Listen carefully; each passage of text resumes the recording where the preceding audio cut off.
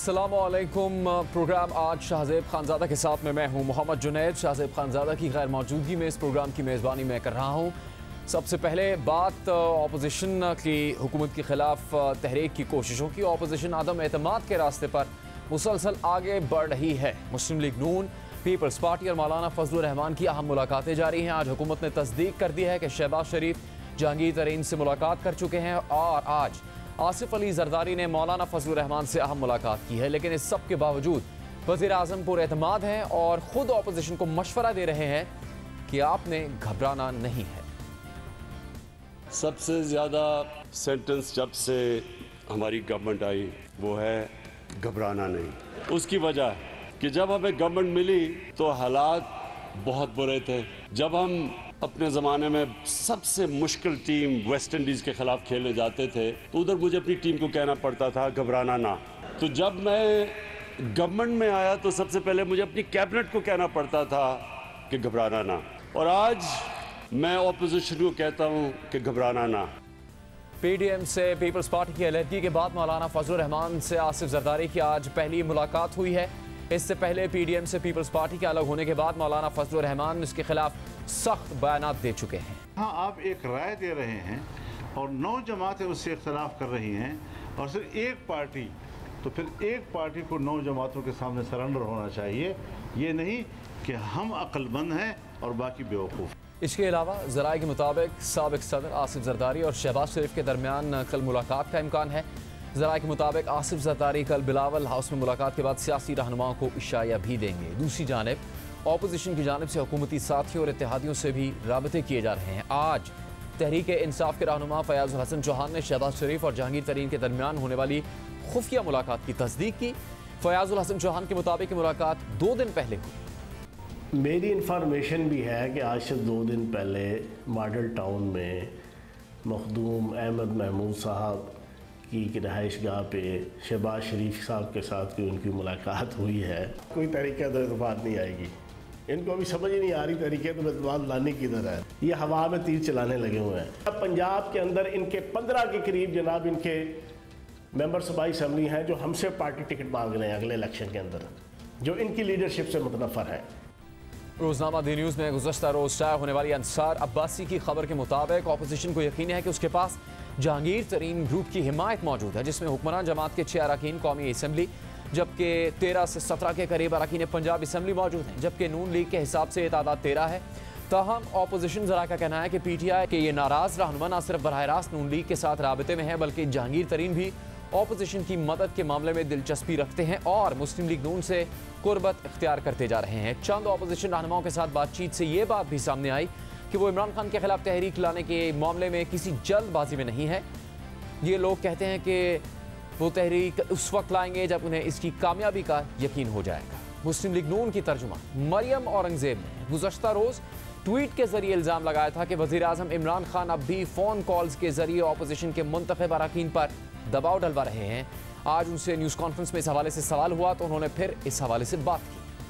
अरकान असम्बली जो इमरान खान साहब की वजह से अपने हलकों में नहीं जा सकते, अपनी शक्ल नहीं दिखा सकते, अपने वोटर्स का सामना नहीं कर सकते, उनकी तमाम की मुशावरत से ये अदम एतमाद लाई जा रही है और बिल्कुल अपने मौजू वक्त पे वो तरीके अदम एतमाद एक आइनी तरीका है लाई जाएगी। जो स्टेटमेंट मैंने दी है वो स्टेटमेंट बहुत ही मुफस्सिल है, कॉम्प्रिहेंसिव है और जिसको पैगाम दिया गया है वो उनको पैगाम अगर मिल जाए तो इम्पॉर्टेंट ये है, प्रेस उस स्टेटमेंट से ज़्यादा इम्पॉर्टेंट ये है कि उस पर अमल किया जाए। मैंने आपको बता दिया है कि जो जिस जगह से फ़ोन आएगा उस इस प्रेस कॉन्फ्रेंस में बताऊँगी। मुस्लिम लीग नून के रहनुमा जावेद लतीफ़ ने गुज़श्ता रोज़ जियो न्यूज़ के प्रोग्राम नया पाकिस्तान में गुफ्तगू करते हुए दावा किया था कि तहरीक इंसाफ के आधे से ज़्यादा अरकान अपोजिशन से मिलने के लिए तैयार हैं। 50% से ज़्यादा एक जमात के लोग उनको छोड़ जाएं लीडरशिप को तो उनको आप लौटाना। आप ये दावा कर रहे हैं मतलब अगर उनके पास 180 लोग हैं तो 90 लोग आपके साथ खड़े हुए होंगे अदम एतमाद में? शायद इससे भी ज्यादा, शायद इससे भी ज्यादा यकीन कर लें, शायद इससे भी ज्यादा यकीन कर लें आप। मगर हुकूमत अपोजिशन की इस सारी कार्रवाई को डील हासिल करने का बहाना करार दे रही है। वज़ीर ख़ारजा शाह महमूद कुरैशी ने गुज़श्ता रोज़ ट्विटर पर लिखा कि तहरीक अदम एतमाद पेश करने का ऐलान एक नई डील के हुसूल की कोशिश है। तहरीक इंसाफ के पार्लियामेंटेरियंस और हमारे इत्तेहादी मिलकर एहतसाब से बचने की कोशिशों को नाकाम बनाएंगे। जैसा कि वज़ीर आज़म ने मुसलसल कहा है कि NRO का इम्कान सिफर है। इस सब पर हम बात करेंगे मुस्लिम लीग नून के सीनियर रहनुमा राना सनाउल्लाह से भी और पीपल्स पार्टी के सीनियर रहनुमा नैयर बुखारी से, जो इस वक्त हमारे साथ मौजूद है। नैयर बुखारी साहब, शुक्रिया आपके वक्त का। बहुत ही शदीद इख्तलाफात हो गए थे पीपल्स पार्टी और मौलाना फजलुर रहमान की जमात के दरमियान, और फिर PDM से पीपल्स पार्टी की अलहदगी। मौलाना फजलुर रहमान के चंद बयान तो पीपल्स पार्टी के तर्ज अमल के खिलाफ एक बाकायदा चार्जशीट थे, खासतौर पर एटम बम वाला बयान। किस तरह ये दूरियां ख़त्म हुई, या आपने उन्हें मना लिया है, राज़ी कर लिया है, या फिर मौलाना फजलुर रहमान का जो तरीक़ेकार और बातचीत है उस पर आपकी जमात राज़ी हो गई है? शुक्रिया। पहली बात तो ये है कि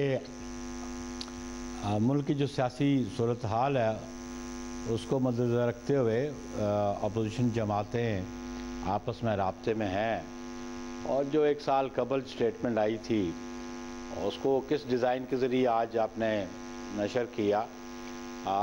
आपके ज़हन में ये बात होनी चाहिए कि पॉलिटिक्स में मुस्तकिल मुखालफतें भी और मुस्तकिल दोस्तियाँ भी नहीं होती। हालात व वाक़यात के मुताबिक पोलिटिकल पार्टीज़ और पोलिटिकल लीडरशिप अपने डिसीजंस भी करते हैं। हमारी इख्तलाफात ज़रूर थे, लेकिन वो इख्तलाफात ऐसे नहीं थे कि जिनके ज़रिए गुफ्त व शनीद के ज़रिए उन मामलात को हल न किया जा सके। सियासत में तो होता है। तो हालात ऐसे हैं आज के जो पोलिटिकल लीडरशिप है इस पाकिस्तान की, बिलखुसूस अपोजिशन की, वो महसूस करती है कि आए दिन मुल्क के मसाइल में इजाफ़ा होता जा रहा है। गरीब जो है वो बेबस होता जा रहा है, उसकी चीखें निकल गई हैं, उसकी रोज़मर्रा की अशिया उसकी दस्तरस से बाहर चली गई हैं, और पॉलिटिकल पार्टीज़ जो है वो पब्लिक मूड को भी देखती है, और हम समझते हैं कि पब्लिक मूड आज इस हुकूमत के ख़िलाफ़ है, और उनकी ये तवक्को भी है कि जो पॉलिटिकल लीडरशिप अपोजिशन की है वो मुत्तहिद होकर चलेगी और इस हुकूमत से निजात हासिल करेगी। तो नहीं बुखारी साहब, अगर आपकी जमात के अहदाफ वाज़े हैं तो फिर आज की इस अहम मुलाकात का एजेंडा क्या है? अब तक क्या हुआ है मौलाना फजलुर रहमान और आसिफ अली जरदारी साहब की मुलाकात में? ये बात तय है कि अपोजिशन की जमातें ये चाहती हैं कि इस हुकूमत से निजात हासिल की जाए। एक 1 पॉइंट एजेंडा है, और उस एजेंडे पे तमाम अपोजिशन मुत्तफ़िक है, मुत्तहिद भी है, और जो उसका ऑब्जेक्ट है उसको अचीव करेंगे। और जहाँ लॉन्ग मार्च पीपल्स पार्टी भी कर रही है, PDM भी कर रही है, तो वो तो पॉलिटिकल प्रोसेस का हिस्सा है, लेकिन हम रास्ता अख्तियार कर रहे हैं नो कॉन्फिडेंस का, और हमारी क़यादत, हमारी जमात और दीगर जमातें पुरएतमाद है कि हम इसमें कामयाब होंगे। उसमें अहम बात तो ये है कि जो मिसट्रस्ट PTI के मेंबरान के आपस में हो चुका है क़यादत में और उनके मेंबर्स में, वो तो अब दूर नहीं हो सकता, और आने वाले इंतखाबात में ना वो इनका टिकट देने को तैयार होंगे, ना ये उनको टिकट देने को तैयार होंगे। तो जो पॉलिटिशियंस है उन्हें फ्यूचरिस्टिक पॉलिटिक्स करनी है, और फ्यूचरिस्टिक पॉलिटिक्स में वो समझते हैं कि अपोजिशन के साथ आज मिल के ही वो आइंदा इंतखाबात में जा सकते हैं। तो इसलिए हम बिल्कुल पुरुमीद हैं कि बहुत सारे लोग जो ट्रेजरी बेंचेस के हैं और जो अलाइज हैं वो बिल्कुल इस अदम एतमाद की तहरीक के हक़ में वोट देंगे। नैयर बुखारी साहब, पीपल्स पार्टी का ये मौक़िफ़ है कि ये उसी की तजवीज़ थी तहरीक अदम एतमाद लाना, उसके लिए मुस्लिम लीग से राब्ते हैं, MQM से राब्ते हैं, बातचीत है, लेकिन क्या पीपल्स पार्टी ने किसी सतह पर जो दीगर इत्तेहादी जमातें जिसमें बलूचिस्तान अवामी पार्टी और फिर GDA के अरकान है, वो भी तहरीक इंसाफ की हुकूमत के इत्तेहादी हैं, उनकी भी नशिस्तें हैं कौमी असम्बली में, उनसे भी कोई राबता किया है?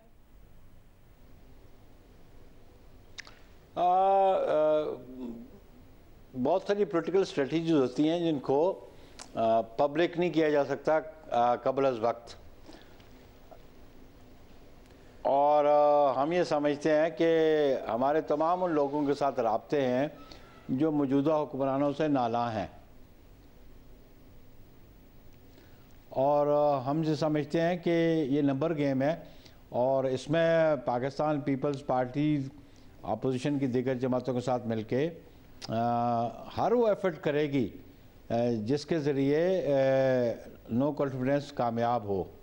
और उसके लिए किस वक्त पे कब अनाउंस करती है अपोजिशन कि हम नो कॉन्फिडेंस मोशन मूव करेंगे, ठीक है, ये इस्तकाक उन्हीं का है।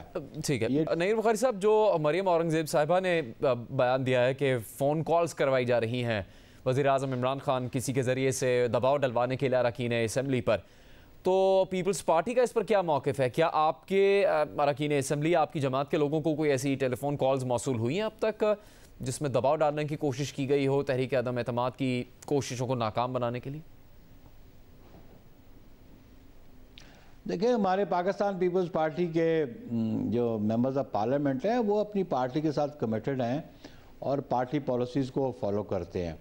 और मेरा ख्याल है ये मरियम औरंगज़ेब साहिबा के नॉलेज में होगा कि किन को फ़ोन कॉल्स हो रही हैं। प्राइमरी नज़र तो यही आता है कि वो ट्रेजरी बेंचेस को कॉल्स जा रही होंगी, क्योंकि वो बहुत सारे नालां लोग बैठे हुए हैं, चाहे वो जहांगीर तरीन ग्रुप हो, चाहे वो कुछ और लोग हों, तो उनको शायद इनकी कॉल जाती हो। लेकिन हम ये समझते हैं कि इन कॉल वालों को समझ आनी चाहिए कि अगर वो कॉल्स करते हैं तो ये मुल्क के मफाद में नहीं, ना तो पार्लिमान के मफाद में, ना जमहूरियत के मफाद में है। तो इसलिए आइन और कानून की बालादस्ती का तकाजा यह है कि वो आइन के दायरे कार में रहते हुए अपना काम सर अंजाम दें। बहुत शुक्रिया आपका नईर बुखारी साहब। हम बात करेंगे अब मुस्लिम लीग नून के सीनियर रहनुमा राना सनाउल्लाह साहब से। राना साहब, शुक्रिया आपके वक्त का। अब वाज़े तौर पर एक चीज़ नज़र आती है कि चाहे मुस्लिम लीग नून हो या अपोजिशन की दूसरी जमात, लेकिन ख़ास तौर पर मुस्लिम लीग नून, चूँकि आपका ताल्लुक इस जमात से है, जब कोई ऐसी कोशिश या मुलाकात करते हैं तो एक ऐसा माहौल बना देते हैं कि उनकी तहरीक अदम एतमाद की कोशिशें कामयाब हो रही हैं, सही सिमत में जा रही हैं, हुकूमत जाने वाली है, चंद ही दिन में कुछ ऐसा होने वाला है। ख़ास तौर पर जैसे शहबाज शरीफ साहब की एक बहुत तवील अरसे के बाद चौधरी बरादरान से मुलाकात हुई, लेकिन अगले ही दिन कुछ ऐसा होता है जिससे ये महसूस होता है कि अपोजिशन जमात के या मुस्लिम लीग नून के जो दावे हैं वो जो वो बात सामने लाते हैं वो महज दावे हैं। जिस तरह मोनिस इलाही साहब ने तमाम अब तक अपनी हिमायत का पलड़ा इमरान खान साहब के सामने रख दिया, वो एक तकरीब में ऐलानिया उन्होंने इस सारी सियासी मुलाकात को तमाशा करार दे दिया। तो ये असल में हकीकत में भी अपोजिशन जमातों को कोई कामयाबी मिल रही है, ये सिर्फ दावे ही हैं आवाम में सामने रखने के लिए? देखें, पहली बात तो मैं ये करूँगा कि ये जो हमारे दावे या हमारे जो एक्शंस हैं या मुलाकात है या बयानात हैं, इनको दरअसल आउट ऑफ प्रोपोर्शन जो है वो बाज़ औक़ात मीडिया में हमारे दोस्त, हमारे एंकर साहबान या तजिया करने वाले जो दोस्त हैं, वो अपने अंदाज से जब इसके ऊपर बात करते हैं तो उससे बाज़ औक़ात एक ऐसा माहौल बन जाता है कि जो कि वाकई हकीकत से थोड़ा दूर होता है। और ये मैं समझता हूँ कि उनका हक़ है, उन्हें ऐसा करने का, ऐसी अपने ख़्याल के इजहार का बिल्कुल उन्हें हक़ हासिल है। तो इसलिए जो मुलाकात मियाँ शहबाज शरीफ साहब ने चौधरी साहबान से की है, तो उस मुलाकात के बाद मियाँ शहबाज शरीफ साहब की कोई ऐसी स्टेटमेंट जिसको आप इस तरह से जो है वो एनालाइज़ करें, ऐसी कोई स्टेटमेंट उन्होंने नहीं दी। चौधरी परवेज़ इलाही साहब जो दूसरी तरफ से उस मुलाकात में शामिल थे, उनका भी कोई ऐसा बयान जो है वो किसी की नज़र से नहीं गुज़रा। मोनिस इलाही साहब ने जो है वो अगले दिन बात की है एक तकरीब में, और उसके बाद उनके चचा हैं, उन्होंने भी एक बात फिर उससे दूसरे रोज़ की है और उन्होंने उसे बच्चा करार दिया। उन्होंने कहा कि उसे इस बात की समझ नहीं है, उसे ऐसा जो है वो नहीं कहना चाहिए था। तो मामला ये है कि हमारी जो कोशिशें हैं उनमें बिल्कुल हकीकत है, उसमें हमें कामयाबी भी है। और बुनियादी तौर पे आप देखें कि ये हुकूमत जो है, अगर 6 वोट इनके जो है वो कम पड़ जाएं या 6 लोग इनसे नाराज़ हो जाएं तो इनकी अक्सरियत जो है वो वफाक में ख़त्म हो जाती है। 13 का नंबर जो अगर जो है वो इनसे अलहदा हो जाए, जबकि 17 लोग जो है वो बैठे हैं 3 ग्रुप में, तो इनकी अक्सरियत जो है वो पंजाब में ख़त्म हो जाती है। तो इतनी यानी वीक पोजीशन में जो हुकूमत बैठी है, उस हुकूमत के मतलब जो है वो ये तजिया होना या ये बात होना बिल्कुल हक बजानब है। बाकी रही बात ये कि जहाँ तक राना साहब वो इतनी वीक पोजीशन में हुकूमत के उसके वज़ीर आज़म ऑपोजिशन जमातों को ये कह रहे हैं कि आपको घबराना नहीं है।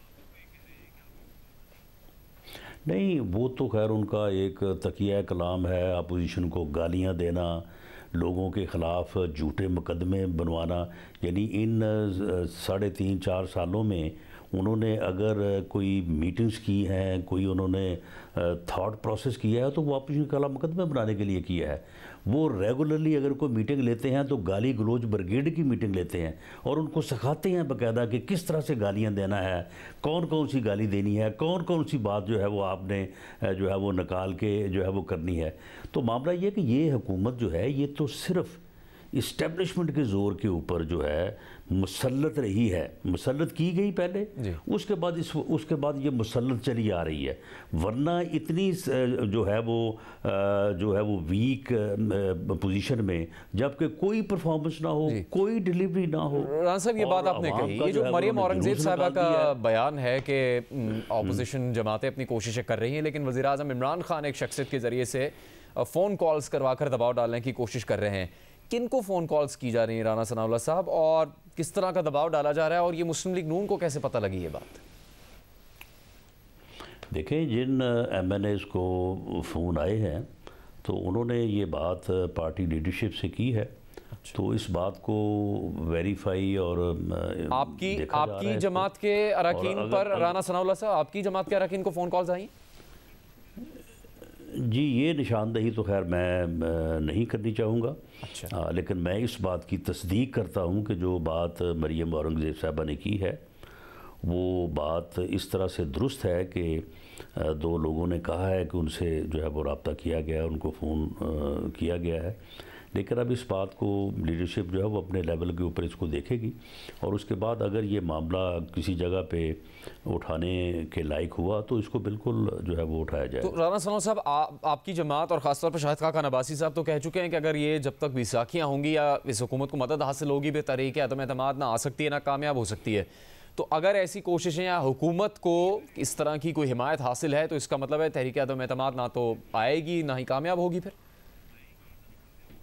लेकिन इसका मतलब ये भी होगा कि जो अवाम जो है वो अपोजिशन को कोस रहे हैं और अपोजिशन के ऊपर जो है वो अदम एतमाद का इजहार कर रहे हैं कि जी आप कुछ नहीं कर रहे, आप इस मुसीबत से इस मुल्क की जान छुड़ाने के लिए, इस कौम और गरीब आवाम की जान छुड़ाने के लिए अपोजिशन जो है वो हाथ पे हाथ धरे बैठी है, तो फिर कम से कम जो है वो अपोजिशन जो है वो इस तरह से तो विंडिकेट होगी ना कि हमने कोशिश की है, हम कोशिश कर रहे हैं और हम कामयाब हो सकते हैं। लेकिन अगर इस किस्म की कोई गैर आइनी मुदाखलत होती है तो उस मुदाखलत को भी हम फेस करेंगे। हमको ये नहीं है कि हम उसके सामने हथियार डाल देंगे। राना साहब, वो अवाम इसलिए समझती है कि ऑपोजिशन हुआ तो ये गलत होगा। अवाम इसलिए समझती है ऑपोजिशन जमातें कुछ नहीं कर रही हैं, संजीदा कोशिशें नहीं कर रही, क्योंकि आपने ही एक प्रोग्राम में कहा कि हम चाहते हैं कि पहले लोग तब्दीली का मज़ा चख लें। एक तरफ आप कहते हैं कि आपको पाकिस्तान के आवाम की फ़िक्र है, महंगाई के आप ख़िलाफ़ हैं, आवाम पिस रहे हैं, गुर्बत बढ़ रही है, मुल्क नीचे जा रहा है,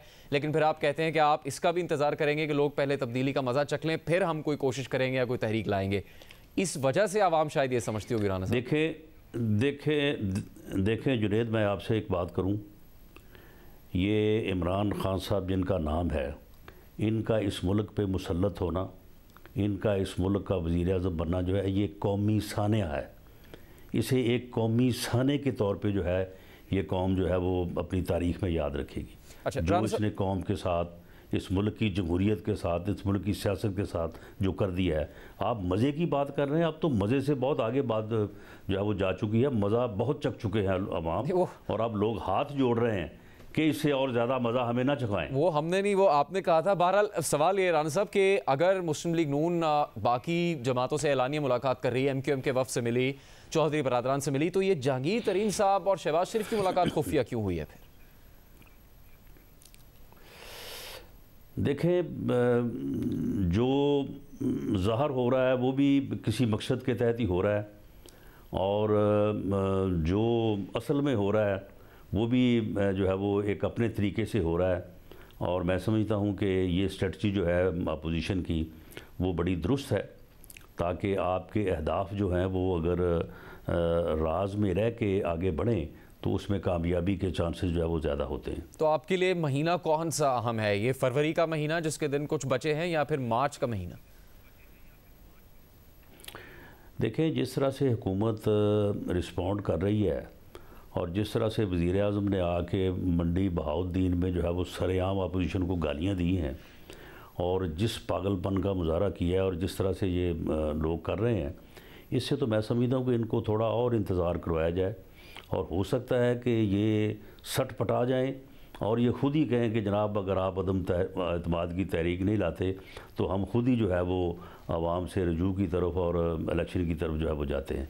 हमें इसमें कोई ऐसा जल्दी नहीं है, हम बड़े इत्मीनान के साथ और बड़ी एक्यूरेसी और पूरी तरह से इन चीज़ों को इंश्योर करके जो है वो नंबर को जो है वो हम अदम एतमाद की तहरीक जो है वो लेके आएंगे और इंशाअल्लाह ताला जो है वो इसमें कामयाबी, अगर आप नंबर की बात करें तो जितना नंबर मैंने आपको पहले बताया ना कि वफाक में कितनी ज़रूरत है और जो है वो पंजाब में कितनी ज़रूरत है, तो ये तो नंबर आपके भी सामने है, लोगों को आम पता है, इनको भी पता है कि इनके कितने लोग जो है वो इनसे नाराज़ हैं। लेकिन इन चीज़ों को पूरी तरह से इंश्योर किया जाएगा और इसमें जो टॉप लीडरशिप है, जिस तरह से हमने मियां नवाज शरीफ साहब को इख्तियार दिया है हमारी जमात ने, इसी तरह से दूसरी जमातें भी हैं, तो टॉप लीडरशिप के कंसेंसस से वो डेट और वक्त वो जब मूव करना है वो तय होगा। बहुत शुक्रिया राना सनाउल्लाह साहब। आज किधर अहम मुलाकात के मौके पर अपोजिशन जमातों के दो नुमाइंदों की गुफ्तगू आपके सामने थी। आपसे मिलते हैं एक ब्रेक के बाद।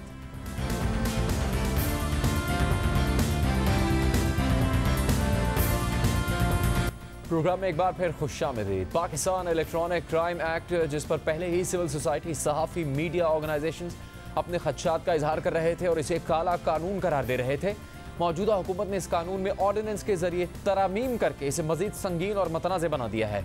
सदर मुमलिकत आरिफ अलवी के दस्तखत के बाद कल हुकूमत ने पाकिस्तान इलेक्ट्रॉनिक क्राइम एक्ट में तरामीम का नया ऑर्डिनेंस जारी कर दिया है, जिससे एक बार फिर मुल्क में बहस छिड़ गई है कि यह ऑर्डिनेंस अवामी मफाद में लाया गया है या हुकूमत का मकसद अपने खिलाफ तनकीद या इजहार राय को रोकना है। हुकूमत का जारी करदा पेका के नए ऑर्डिनेंस के मुताबिक नए शख्स की तारीफ में कोई भी कंपनी, एसोसिएशन, इदारा या अथॉरिटी शामिल कर दी गई है, जबकि पेका एक्ट की शिक 20 में तरमीम के तहत किसी भी फर्द के तशख्खुस पर हमले की सूरत में कैद की सज़ा 3 साल से बढ़कर 5 साल होगी।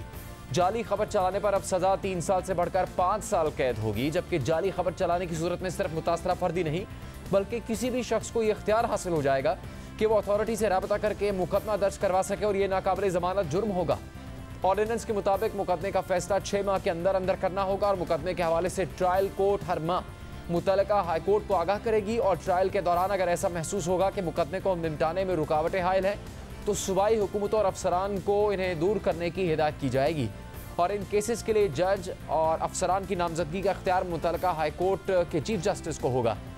कल वफाकी वजीर फरूख नसीम ने इस कानून से मुतालिक प्रेस कॉन्फ्रेंस करते हुए फेक न्यूज़ के खात्मे के लिए तरमीमी ऑर्डिनेंस को अहम करार दिया और साथ ही कहा कि अगर हमारे चल चला का वक्त होता तो ये कानून हमें सूट नहीं करता।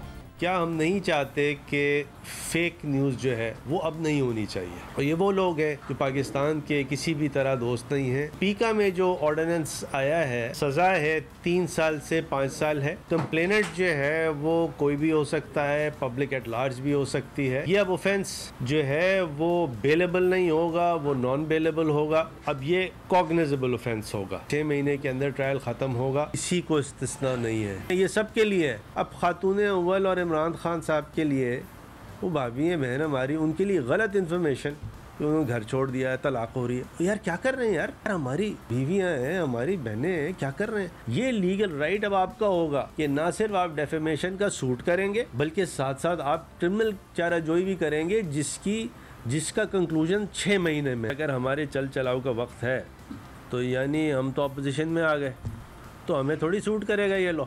यानी हुकूमत खुद तस्लीम कर रही है कि अगर वो अपोजिशन में होती तो ये कानून उन्हें सूट नहीं करता, जबकि अपोजिशन जमातें, मीडिया ऑर्गेनाइजेशंस, वकला, तंजीमें, सिविल सोसाइटी और इंसानी हकूक़ के इदारे फेक न्यूज़ के नाम पर इस ऑर्डिनेंस को आज़ादी इजहार राय पर हमला करार दे रहे हैं। पीपल्स पार्टी के रहनुमा और सेनेट में अपोजिशन लीडर यूसुफ रज़ा गिलानी ने आज मीडिया से बात करते हुए कहा कि हुकूमत का खौफ जाहिर करता है, हम इस कानून को चैलेंज करेंगे।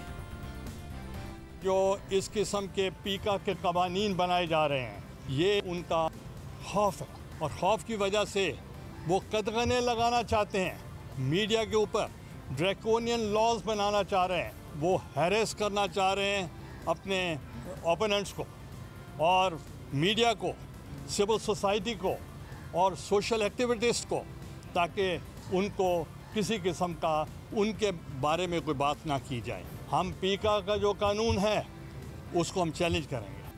साथ ही आज मुस्लिम लीग नून के सदर शहबाज शरीफ ने इस हवाले से ट्वीट करते हुए कहा कि पीका कानून में सदारती ऑर्डिनेंस के जरिए बराए नाम तरमीम हुक्मरान टोले के असल फाशिस्ट चेहरे को जाहिर करते हैं। मेन स्ट्रीम मीडिया पर कतगने लगाने के बाद हुकूमत अब सोशल मीडिया को खामोश करने के लिए निकल पड़ी है। क्या ये वक्त के मतजाद चल सकते हैं? क्या ये सच छुप सकता है? सिर्फ शहबाज शरीफ ही नहीं, मरियम नवाज ने भी इस हवाले से ट्विटर पर रद्द-ए-अमल देते हुए कहा है कि हुकूमत जो भी कवानीन बना रही है, कहने को तो मीडिया और अपोजिशन की आवाज़ बंद करने के लिए है, मगर ये कवानीन इमरान एंड कंपनी के खिलाफ इस्तेमाल होने वाले हैं, फिर ना कहना बताया नहीं। अब मरियम नवाज कह रही हैं कि ये कवानीन इमरान एंड कंपनी के खिलाफ इस्तेमाल होने वाले हैं, जबकि अहम बात यह है कि 2016 में अपोजिशन की मुखालिफत के बावजूद पीका का एक्ट उस वक्त कौमी असम्बली से मंजूर हो गया था जब पाकिस्तान मुस्लिम लीग नून की विफाक में हुकूमत थी, और नून लीग ने अक्सरियत होने की वजह से इस मतनाज़ कानून को कौमी असम्बली से मंजूर कर लिया था। और उस वक्त अपोजिशन नून लीग पर तनकीद कर रही थी कि इस कानून के तहत इंतजामी अहदेदारों को गैर ज़रूरी इख्तियारात हासिल होंगे जिनका किसी के खिलाफ भी गलत इस्तेमाल हो सकता है और ये आज़ादी इजहार राय को मुतासर कर सकती है। खुद तहरीक इंसाफ जो इस वक्त इक़्तिदार में है, उस वक्त नून लीग के दौर में साइबर क्राइम बिल्स की मुखालिफत कर रही थी और इमरान खान इस मुखालिफिन के खिलाफ एक मतनाज़ कानून करार दे रहे थे। मगर आज जब खुद वज़ीर आज़म इमरान खान हुकूमत में है तो नून लीग के दौर के कवानीन में ऑर्डिनेंस के जरिए मजीद तरमीम करके इसे मजीद संगीन और मतनाज़ बना दिया गया है और नून लीग अब खबरदार कर रही है कि ये कवानीन इमरान खान के खिलाफ इस्तेमाल हो सकते हैं। मामला जो भी हो, सियासी जमातों से लेकर Pakistan federal union of journalist, media joint action committee, human rights commission of Pakistan और सुप्रीम कोर्ट बार एसोसिएशन ने इन तरमीम को मुस्तरद कर दिया है। इन कवानीन में क्या खामियां मौजूद हैं, इसके नताइज क्या हो सकते हैं, इसी हवाले से हम बात करेंगे डिजिटल राइट्स एक्टिविस्ट फरिया अजीज साहिबा से। फरिया साहिबा, शुक्रिया आपके वक्त का। ड्रैकोनियन लॉस करार दिया जा रहा है सहाफ़ती तंजीमों की तरफ से और डिजिटल राइट्स एक्टिविस्ट की तरफ से, समाजी तंजीमों की तरफ से। विफाकी वज़ीर कानून फ़ारूक नसीम ये कहते हैं कि इसमें किसी को भी इस्तिस्ना हासिल नहीं होगा, जिससे बज़ाहिर ये लगता है कि अगर कोई हुकूमती ओहदेदार किसी की तज़दीक करते हैं, कोई ऐसी गैर अखलाकी बात करते हैं, कोई झूठ बात कहते हैं, तो उनके खिलाफ भी कार्रवाई होगी। इस वक्त खदशात क्या हैं और क्या ये खदशा है कि नहीं ये कानून या इसमें जो तरमीम है वो सिर्फ़ और सिर्फ हुकूमत के मुखालिफिन को निशाना बनाने के लिए लाई गई हैं? देखिए, कानून तक रसाई किसकी होती है? जिसके पास कुछ वसाइल होते हैं। और यहाँ हमने देखा कि अगर वज़ीर एक कंप्लेन करते हैं, वो तो आधे घंटे के अंदर फ़ौरन उस पर अमल होता है, अरेस्ट रेट भी हो जाते हैं। और जो आम आवाम है, जो कहा जाता है कि उनके लिए ये कवानीन लाए जाते हैं उनके तहफ़्फ़ुज़ के लिए, वो तो 4-4, 5-5 साल अभी भी कोर्ट्स में रुल रहे हैं। जो उन्होंने रिलीफ चाही भी इस कानून के तहत, चाहे वो हरासमेंट के हवाले से हो या और कोई शिक का इस्तेमाल किया जाए। देखें, ये जब से बिल की शक्ल में कानून लाया गया था, PMLN लाई थी, नून लीग के हुकूमत ये कानून लेके आई थी, उस वक्त से इसको ड्रैकोनियन ही कहा गया है। और ये PTI उस वक्त जो अपोजिशन में जमात थी, उन्होंने भरपूर तरीके से ये कहा था कि ये सियासी तनकीद को रोकने के लिए लाया जा रहा है, और बिल्कुल वही हुआ। उसका इतलाक नून लीग के दौर में भी, और उसके बाद जो PTI की हुकूमत आई तो जो केसेस बनते हैं, और ख़ास तौर पर ये जो सेक्शन 20 है जिसको अब अमेंड कर दिया गया है, उस वक्त पार्लियामान ने इसमें जो तरमीम की थी वो ये रखी थी कि हम इसको एक नॉन कॉग्निजेबल ऑफेंस बनाएंगे। ये एक सेफ गार्ड बनेगा ताकि FIA को पहले मैजिस्ट्रेट के पास जाना होगा, वहाँ से परमिशन लेनी होगी। दूसरा, उन्होंने कहा था कि हम इसके स्कोप को मखसूस रखेंगे कि सिर्फ जो अग्रीव्ड पार्टी है वो कंप्लेनेंट बन सकती है। लेकिन हमने देखा कि इसका जो इस्तेमाल हुआ है वो इस तरीके से नहीं है। ये कोर्ट्स ने अब बार बार कहा है कि आप गलत तरीके से इसको इस्तेमाल करते हैं, कि कोई भी थर्ड पार्टी उठ के कहती है कि किसी की इज़्ज़त मजरूह हुई है या ये डिफेम किया गया किसी इंस्टीट्यूशन को, तो ये उस डेफिनेशन पे ही नहीं बैठता। तो कानून का तो पहले गलत इस्तेमाल हो ही रहा था। अब इन्होंने क्या किया है कि क्योंकि कोर्ट्स रुकावट डाल रहे हैं कि ये आईनी तौर पे गलत है, ये कानूनी तौर पे गलत है, उन्होंने ये सोचा हुकूमत ने कि हम कानूनी बदल देते हैं, तो इसको हम कॉग्निजेबल भी बना देते हैं कि FIA अपने तौर पर इन्वेस्टिगेट करे, अरेस्ट करे, बगैर कोर्ट जाए। उसके बाद हम इतना वसी कर देते हैं कि जो ऑलरेडी प्रॉक्सीज के ज़रिए कंप्लेनेंट्स खड़े हो जाते थे उसको लीगलाइज कर दें कि कोई भी किसी को कोई चीज़ नापसंदीदा लगे वो जाके FIU को कंप्लेन कर ले। पर यह किसी भी दुनिया के जमहूरी मुल्क में ऐसी पाबंदियां नहीं हैं, तनकीद पर पाबंदी नहीं है। हुकूमती ओहदेदारों के और हुक्मरानों के ख़िलाफ़ डोनाल्ड ट्रंप की मिसाल हमारे सामने, उनकी पूरी मुद्दत सदारत के दौरान उन पर तनकीद की गई, कोई पाबंदी नहीं थी। बरतानवी वज़ीर-ए-आज़म बोरिस जॉनसन पर इतनी तनकीद की जाती, कोई पाबंदी नहीं है। क्या बैनुल-अक़वामी सतह पर इंसानी हकूक़ के हवाले से पाकिस्तान की पोजीशन कमज़ोर नहीं होगी इस एक्ट से और इसमें इन संगीन तरमीम से? और क्या ये सिर्फ सहाफ़ियों तक, अपनी राय का इजहार करने वाले लोगों तक महदूद रहेगा, या फिर आप क्या नताइज देख रही हैं कि आम आदमी भी इससे मुतासिर होगा अगर वो अपनी ज़िंदगी में हुकूमती इदारों के इक़दामात की वजह से मुतासिर है, जो कि सारिफीन को सहूलियात फराहम करने वाले इदारे हैं, तो क्या वो भी इसकी ज़द में आएगा अगर वो उनके खिलाफ कोई तनकीद करता है, शिकायत करता है, उनकी नाअहली को सामने लेकर आने की कोशिश करता है कोई आम शहरी? बिल्कुल जा सकता है, और ऐसे कुछ केसेस हुए भी हैं जहाँ पे कि कंपनीज़ के हवाले से बात की गई है कि उन्होंने सर्विस प्रोविज़न नहीं हुआ, या एक कराची में केस हुआ था ऑयल स्पिल के हवाले से, एक कंपनी कंप्लेनेंट बनी थी और उसमें कानून में गुंजाइश नहीं थी, लेकिन कार्रवाई FIA ने फिर भी की। तो यहाँ पे यही बात है कि जिनके पास वसाइल हैं, जिनके पास पावर है, क्लाउट है, वो तो इसका इस्तेमाल कर लेंगे, लेकिन जो और ये इस तरीके का इम्पैक्ट करेगा, कंपेटिटर्स भी इस्तेमाल करेंगे आपके। और जहाँ पे ताल्लुक है कि हुकूमत के मकासद तो बहुत साफ हैं। देखिए, तनकीद और इलीगैलिटी में फ़र्क होता है। तनकीद और नापसंदीदा बात को आपने क्रिमिनलाइज किया है और इसी तरीके से इस कानून का इस्तेमाल हुआ है। ये कानून नफ़ी करता है हमारे जो इंटरनेशनल ऑब्लिगेशन है ICCPR के तहत। आप उसमें देखें कि क्या फ्रेमवर्क होना चाहिए, ये कानून उस पर नहीं बैठता। आपके जो आईनी इख्तियार हैं, आपके आर्टिकल 8 है, उसमें 19A, बहुत सारे और भी, उस पर भी नहीं बैठता। इसलिए तो सवाल उठाए गए हैं। पिछली शिक को भी चैलेंज किया गया है, सेक्शन 20 को कोर्ट्स के सामने। वहाँ पे जब ये सवाल उठ रहे थे तो हुकूमत ने किया ये कि उसको ख़त्म करने के लिए कि हम पे और मज़ीद रुकावटें अदालतें ना डालें आइन के ज़ुमरे में रहते हुए, तो हम और इसको तरमीम कर देते हैं। इस वक्त भी चैलेंजेस की बात हो रही है। एक तो पार्लियामान के होते हुए ऑर्डिनेंस पे ऑर्डिनेंस लाना, ये भी कोई डेमोक्रेटिक अमल नहीं है।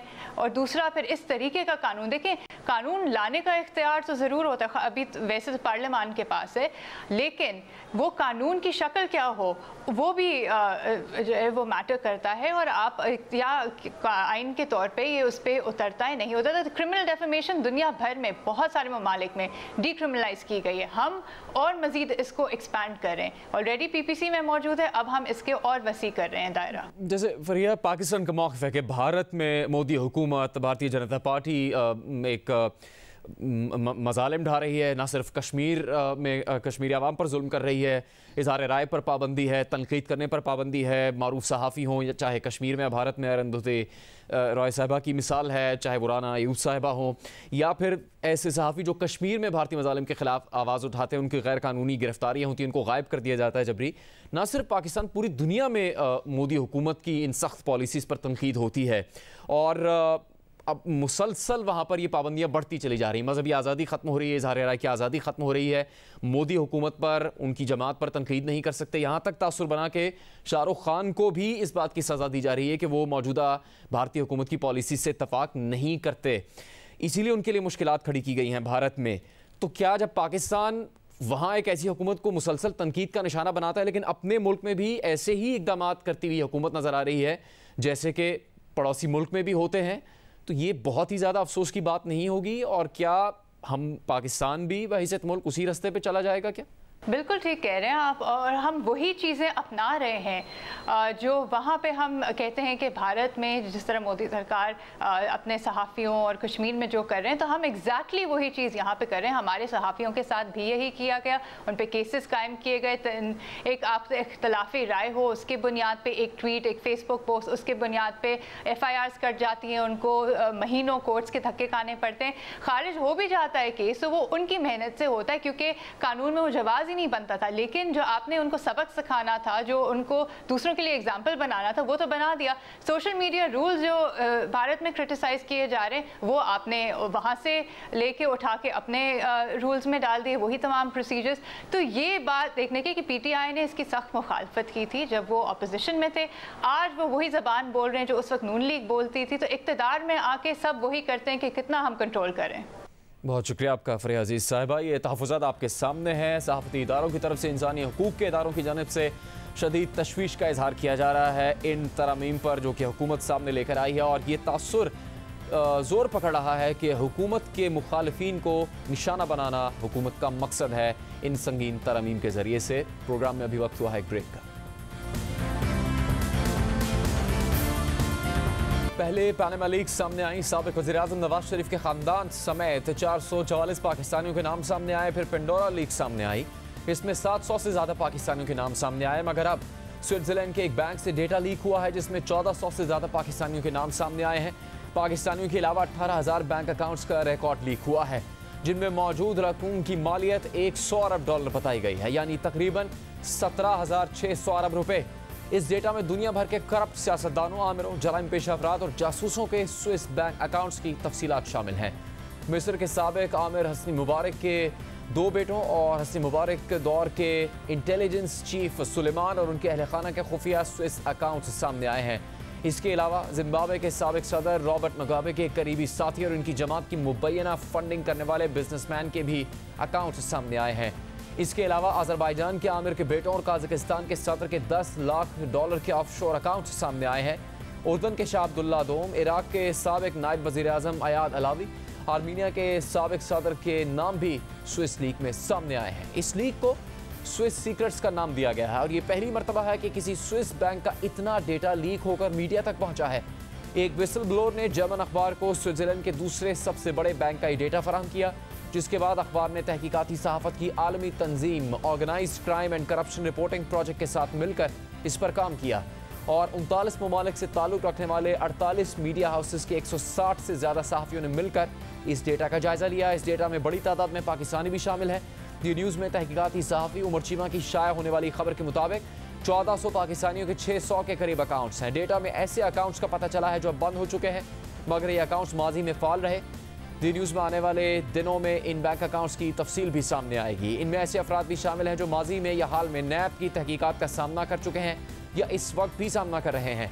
ऐसे केसेस भी हैं जिनमें ऐसे लोग जिनके खिलाफ नैब की तहकीकात जारी थी और इस दौरान उन्होंने स्विस बैंक में अकाउंट्स खोले मगर नैब को पता तक नहीं चला। कई ऐसे सियासी शख्सियात भी हैं जिन्होंने उस वक्त स्विस बैंकों में अकाउंट्स खोले जब वो ओहदों पर थे और उन्होंने इलेक्शन कमीशन में जमा करवाए गए गोशवारों में इन असासों का जिक्र तक नहीं किया।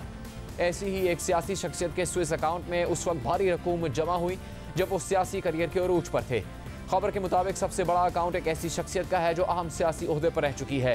डेटा देखकर यह भी मालूम हुआ है कि कुछ क्लाइंट्स के खिलाफ पाकिस्तान में तहकीकात जारी हैं और तहकीकात करने वालों को असासों के हवाले से गलत मालूमात फराहम की गई।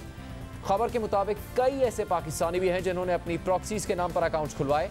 इस बैंक में औसतन हर पाकिस्तानी के अकाउंट्स में 4.42 मिलियन स्विस फ्रांक यानी 84 करोड़ 13,29,000 से ज़्यादा पाकिस्तानी रुपए मौजूद हैं, जबकि लीक होने वाले डेटा में तमाम अकाउंट्स में औसतन 7.5 मिलियन स्विस फ्रांक यानी 1 अरब 42 करोड़ 75,95,000 से ज़्यादा पाकिस्तानी रुपए मौजूद हैं। बैंक में कुछ अकाउंट्स ऐसे भी हैं जो 1940 की दहाई के हैं। 2/3 अकाउंट्स 2000 और इसके बाद खोले गए और इन अकाउंट्स में से कई ऐसे हैं जो गुज़श्ता दहाई तक फाल रहे। 1400 पाकिस्तानियों के नाम सामने आए हैं मगर अभी तक इनमें से कुछ नाम ही बाकायदा सामने आए हैं। न्यूयॉर्क टाइम्स में एक नाम साबिक DGISI जनरल अख्तर अब्दुर्रहमान का भी है। न्यूयॉर्क टाइम्स के मुताबिक लीक होने वाला रिकॉर्ड जाहिर करता है कि जनरल अख्तर के 3 बेटों के नाम पर 1985 में अकाउंट खोला गया। कुछ बरस बाद इस अकाउंट में मौजूद रकम $37 लाख तक पहुंच गई। रिपोर्ट के मुताबिक 80 की दहाई में जब जनरल अख्तर का काम था कि वो CIA की नकद रकम अफगान जिहादियों तक पहुंचाएं, तकरीबन उसी वक्त इनके तीनों बेटों के नाम पर क्रेडिट स्विस में अकाउंट खोले गए। क्रेडिट स्विस में अख्तर खानदान के 2 अकाउंट्स में से एक जो कि उनके तीनों बेटों का मुश्तरका था 1 जुलाई 1985 को खोला गया था। रिपोर्ट के मुताबिक साल 2003 में इस अकाउंट की कम अज़ कम मालियत 50 लाख स्विस फ्रांक यानी उस वक्त के $37 लाख थी। दूसरा अकाउंट जनवरी 1986 में अकबर के नाम पर खोला गया जिसकी मालियत नवंबर 2010 तक 9 मिलियन स्विस फ्रांक यानी उस वक्त के $92 लाख से ज़्यादा थी। रिपोर्ट के मुताबिक अख्तर अब्दुर्रहमान खान के एक बेटे ने प्रोजेक्ट के एक नुमाइंदे को रद्द-ए-अमल देते हुए कहा है कि ये मालूमात दुरुस्त नहीं और कयास आराई पर मबनी है। इस हवाले से हारून अख्तर ने जियो न्यूज़ के प्रोग्राम कैपिटल टॉक में रद्द-ए-अमल दिया है।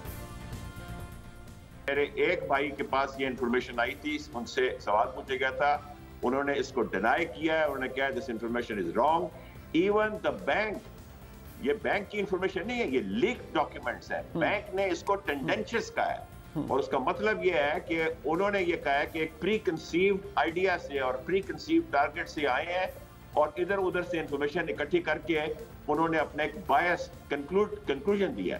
देखिए हम 3 भाई जो हैं, हम कारोबारी लोग हैं। हम पाकिस्तान आने से पहले भी कारोबार करते थे, प्रोफेशनल भी थे और पाकिस्तान में भी हमने कारोबार किया है।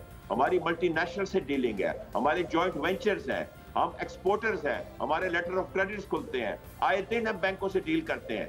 तो किसी बैंक में किसी वजह से किसी जॉइंट वेंचर की वजह से ड्यू डिलिजेंस अगर हुई है और लीक डॉक्यूमेंट में इन्होंने उस ड्यू डिलिजेंस को लेके मेरे वॉलेट में डाल दिया है, तो ये कहां के जर्नलिस्टिक एथिक्स है?